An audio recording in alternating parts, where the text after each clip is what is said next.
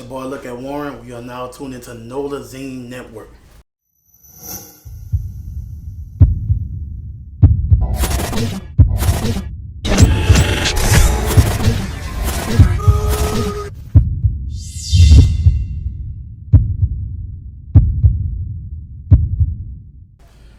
Right. So tell everybody, I'm like, where you from? I'm from New Orleans, born and raised, 7th Ward. Know me run law. Gotcha. So growing up, I'm like in the 7th Ward. How it was for you growing up? I never was like no nigga that was in the streets. Like I always was that friend. Like I had family like that, but I always was that fun friend. Warren, let's go get a drink. We can hang out, be in public. So I had like a fun childhood. I used to do stupid shit with my cousins. We sleep every weekend. Like I really ain't start coming into the scene like until I want to say like middle school, like a little bit going to high school. I started coming out, going to little hall parties. But other than that, I was inside every weekend with my cousins. We was just doing, stupid shit. Gotcha. So like, as far as making music and things like that, like, hey, but who influenced you to even like make a song? My partner, his name Bird. If you went to St. Aug, you know Bird. He a DJ Moolah. We was at a bar one night, and he was like, you need to make a song. So I'm the type of person, you could tell me do some shit, but if I don't want to do it, I ain't gonna do it. So in my head, I'm like, I don't really want to go that lane. I like hosting music. I don't even see me writing music. Like, but he hit me up. He was like, man, I got a session with Michael. I want you to come in on it. So I'm like, oh, this nigga playing. He wrote me again and was like, session book, this the day, this the time. So I'm literally at work and I just started writing lyrics down. We get in the booth. It was a whole different experience for me. I said my lyrics, Michael mixed and mastered, and that's how the very first bounce song, Downtown Freestyle, came about. Gotcha. So I just interviewed. I'm like BJ So Cold. Yeah. And I told him, I said, man, I thought the song was yours, like, cause you like was punching booties, doing all kinds of stuff, pow pow. So like the first time you heard that song, I'm like, what was your reaction? Man, me and my friend Blood, we was just in a car, Blizzy. We in the car and I put it on. So we like, man, what? This is like this is a fire ass song. So I was like, it's not your average bounce song. Like, it is for the hoes that shake and shit, but it was like, you be in the club, you see real niggas in the bitch like this. Cause it's like, the lyrics is not your usual lyrics. So that's what people was telling me, like, man, Warren, you done made a dance to Vulture Island. You got people thinking that you didn't been a part of Pumping Up. You need your own song. And I'm like, you know what? After Downtown Freestyle, I'm like, I'm going to keep it going. So that's when I wrote Uptown Freestyle. And so let's bring it back to, Rob49, Vulture Island. Like, how you came up with that dance? Well, I know Rob just from his hood. Like, my people's from the Albertville and stuff like that. So when the song came out, I'm a type of person, I'm going to be honest with you, I'd be so late on music. I could be in the club and people would be bobbing. I'd be like, I ain't hear this yet. So I was hearing Vulture Island every weekend. So I finally went home, listened to one. I'm just inside listening to that bitch. So I'm josing, and I was just like doing shit I saw on TikTok. So I called my friends. I'm like, I can't wait till y'all see this dance. Y'all gonna be dying laughing. So he did his concert at Republic. And the day before that, I was inside the kitchen with my friends josing, doing the dance. Moving on from Republic, we was in April's one night. This was Blood birthday weekend. The song came on. I kid you not, the whole club, if you would have felt the energy, it felt like it was rocking. So I just bust out into the dance. All of this was all I had in my head. Everything else, that just was on the spot, me being Warren, me being drunk. The next morning, I didn't even know nobody was recording me. I ain't tell nobody to record me. I just woke up and nigga tagged me in the video. I'm like, man, wait, huh? And then from there, it's like, Vulture Island just was like a crazy little wave for everybody in New Orleans. That bitch still a hit to me. I ain't gonna care. So, if a Rob blow up, song go crazy, and he shoot the video, and like you were in the video. Right. So, how was that, experience to actually see yourself all over the world? Well, when Rob hit me up, he like, man, bro, you gotta come get in the video. I want you to host the DJ. I'm like, oh, for sure. People really was asking me like, did Rob show love? I'm like, man, Rob is like family. Like, Rob had me involved in everything Vulture Island from there on out. Like, opportunities, paid opportunities. Like, I just was straight with all of that. So when he hit me up, he made sure I got my scene. People was like, your scene should have been longer. Look, I was just thankful to be there in that presence of other people. So it was like, it wasn't enough for me. Like, y'all know I made the dance. It ain't got to be no big old thing. I'm never that person to be trying to press shit like, hey, I made this. I ain't even told nobody to record me that night. So, of course, I ain't about to be pressed to be like, hey, I made the dance. But it was like, it was a fire experience to be around people like Lil Baby and them, like, rapper shit, really. Gotcha. So, if a fast forward, I'm like Rob49 situation, you actually had a chance to actually host on like Vulture Island weekend. That's how was that? That was the first time I did it. It was an amazing experience. It was very organized. Like, I'm a Leo, first of all. I love organized events. Give me a time to be there, what door I'm going in, where I'm going to be at. When I walked in, they had me in a little dressing room and everything. So the first year was nice. And then the one we recently just did, that one like topped everything. Like, it was just like, you do something for the first time, the second time just be better. So the second time it was like, more performers and stuff like that. It was fire, dude. It's really a nice ass experience. Gotcha. So, if New Orleans on fire right now, Facts. For music, fashion, just damn near everything. So like, like this year Vulture Island, they had like a lot of it, they brought out artists, like, Treaty and different people like that. So did you know the first time you heard Treaty's song, did you already know that was it? Facts. When Treaty first put out Making Love, I'm listening to it when she posted the snippet on Instagram. I'm at home like, what the fuck? And I know Treaty, and she ain't gonna be mad that I say this, Treaty don't even like bounce music. Like, so I was tweaking for Treaty to dip back into bounce a little bit. So that was like a fire ass comeback. Because she did Dick Drop Offs, and I remember us being in Baton Rouge and she was like, Warren, I'm really scared to release this song, woo-doo-woo-doo-woo. And I listened to it, I'm like, man, Treaty, this is a hit. Like, this what New Orleans need.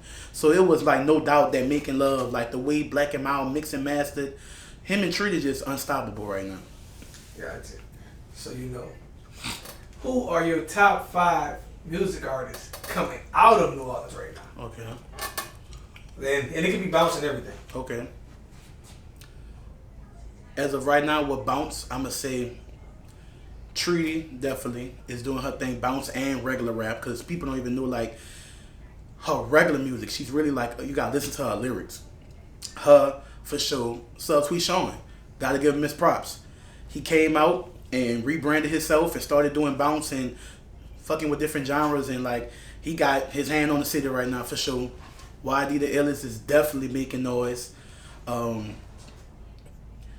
I don't think Fresh and Reckless is from here. I don't think they from here. They from here. They from here? Yeah, I thought them niggas from Slidell. But and like one of them from the east and like one of them from like Marrero. I mean, look at like I always tell people catchy shit is what's selling. Like if you want to be a real artist, Fresh and Reckless is definitely listening to whoever is telling them what to do, and they're making like major moves. And the other person I would have to say is, I mean, look, we gotta get Rob his props, Gotcha. For sure. So, the fashion scene's been going crazy and everything like that. And I can ask you, because you don't make clothes, so it's gonna be a neutral question. Who are the top 5 fashion designers in New Orleans right now? At the top of the list, and this is only because I think this dude is so creative, and when you look at his designs, you be thinking, who, what, how you came up with this? M-Line.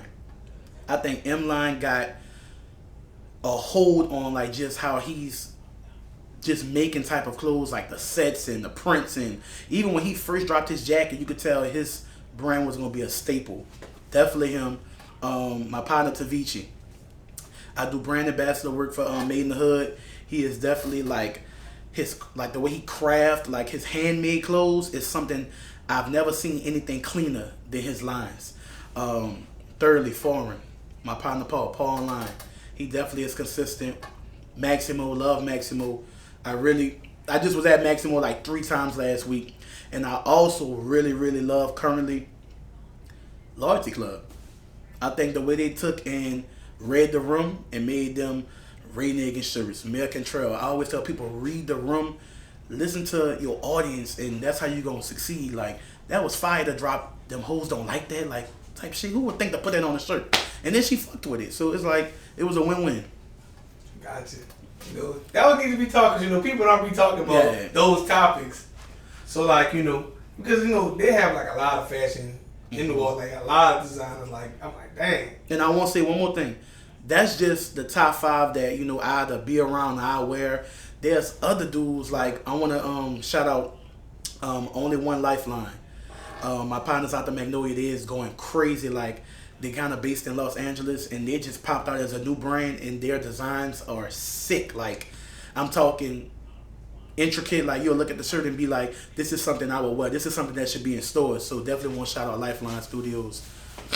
Gotcha. So, you know, being in the, you know, New Orleans entertainment scene, music world, fashion world, like, what do you enjoy most about it? And tell us, what do you actually hate about it? I'm gonna say what I enjoy first. I enjoy the luxury of being able to make income and being able to also wake up and be myself.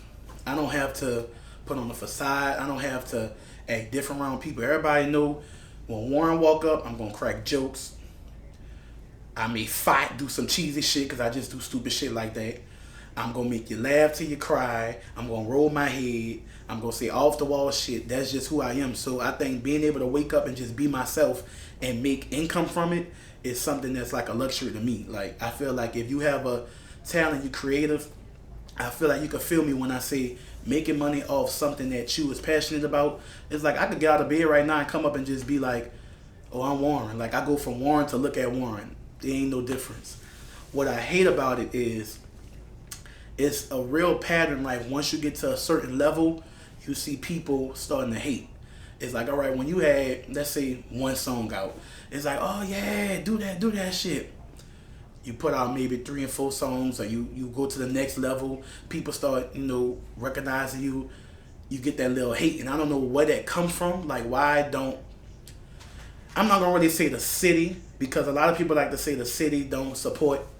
They support, and y'all may feel like they support popular people, but I feel like if you're not using your name to go the right way and be like, hey, look, I ain't popular, I don't be on the scene, but I'm creative. You don't have to be popular to succeed, like, you know, in this industry. So I just feel like I hate the fact that people, certain people start hating on you once you get to your next level. If anything, you should be like, keep going, keep going. And I feel like they did the same thing with Rob. Everybody was all for Rob. When Rob started getting to where he going, or Rob looked like a blowfish and Rob can't rap. I'm like, y'all niggas just was yeeting. Now y'all don't care no more since he with, you know, the big names. I just hate the city do that sometimes. And it's not everybody, but it's enough. So as far as yourself, like, you know, if we gotta talk about, you know, if the head spin or whatever, like, sure, what's the name of what you be doing?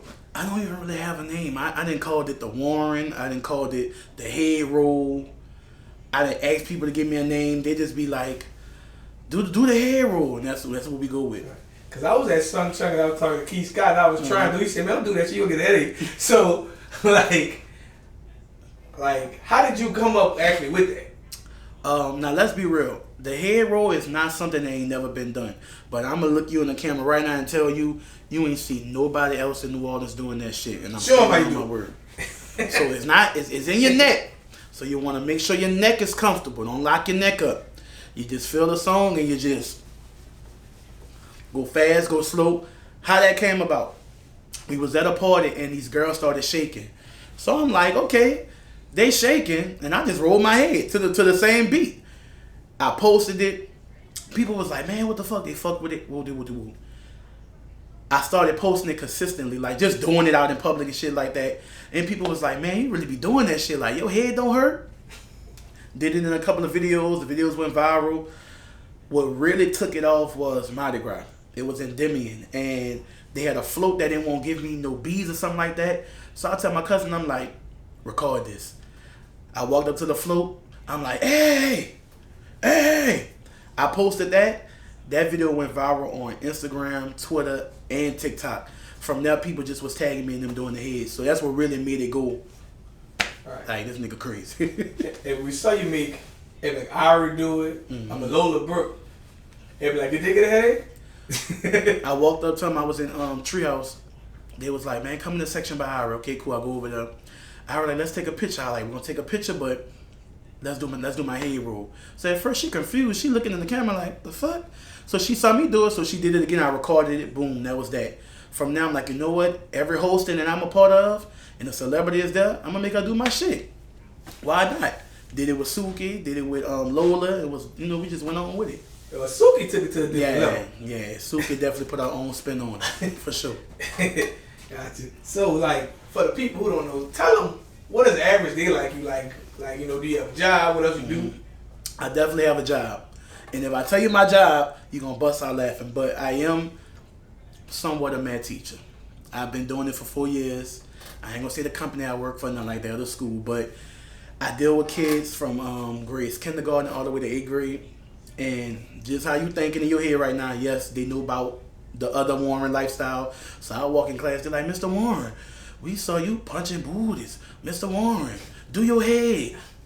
The line in Uptown, I say, Warren, hurry up.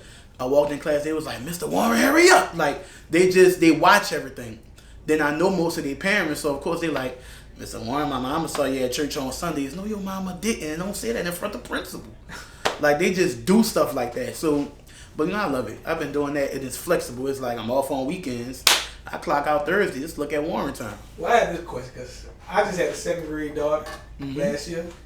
Do you feel like the math is harder now than it was when actually we was younger? Because I definitely had to pull my phone. I'm like, I never seen this in my life. Definitely. I definitely feel like math now is harder, because they was like, Mr. Warren, I need help with this problem. I was like,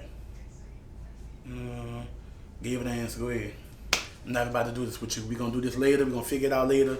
But I was like, what the hell? Like, maybe, And then when I say a teacher, I'm more so like the company I work for, I work with technology. So while she do like textbook work with them, I'm on computers and iPads. So I'm more tech savvy. So when it comes to textbook, I send them to the other lady.